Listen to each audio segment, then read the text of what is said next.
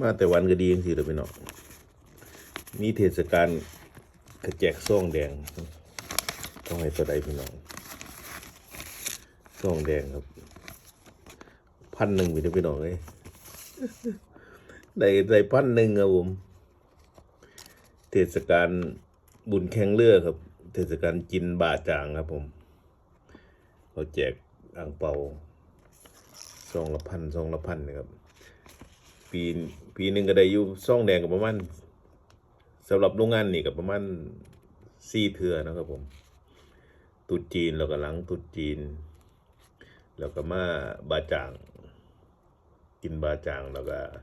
บาร์บีคิวนะครับผมมาแต่วันก็ดีจริงๆเลยครับมีซ่องแดงเห็นตลอด